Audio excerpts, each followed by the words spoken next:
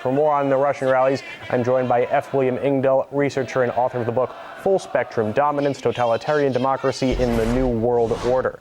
So back in November, Prime Minister Putin accused foreign governments of funding Russia's opposition. Do you think there's any basis for the claim?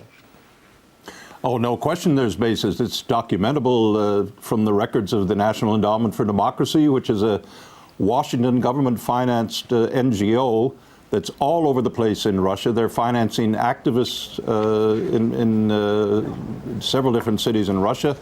They're financing people like the famous blogger Aleksey, quite involved in this meddling in Russia's election. All right, we lost your signal briefly there, but hopefully you'll be able to stay with us throughout this interview. So thinking back to the latest public scandal over the video showing Russian opposition leaders leaving the U.S. embassy, reportedly after meetings with the ambassador, do you think that foreign involvement, in fact, could turn a public mood against the opposition? If the public informs itself on what's going on, I think it quite well could backfire on Washington. They're trying to do the same template they used in Ukraine with the Orange Revolution, in Georgia to bring Saakashvilli into power as a pro-NATO president in that country. And I don't think it'll work in Russia.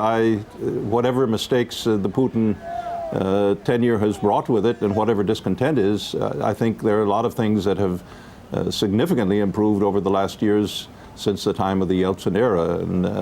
But that really isn't the point. The point is U.S. interference in internal Russian election affairs is something that ought not to be tolerated, and it's quite right not to tolerate it. Who do you think Western countries would prefer to see as the next Russian president? Oh, well, the cast of opposition people that they're financing and backing are a pretty dubious lot. Nemtsov and Navalny and so forth, these are all people who've sold their soul to Washington for one price or another.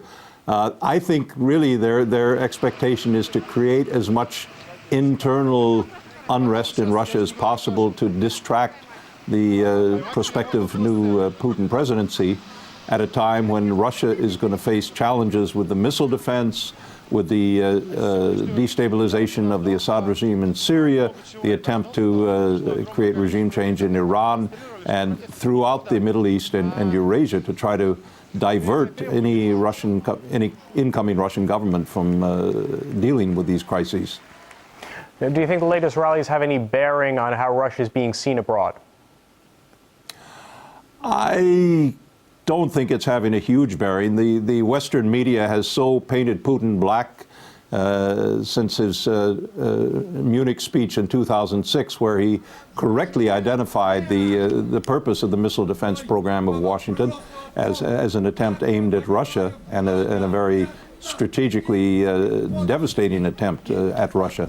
And ever since then, the Western media Putin could do nothing right, according to them. So I think you have to just pre-discount that and try to create a policy that's right for Russia. All right, F. William Engdahl, thanks for your time. Thank you.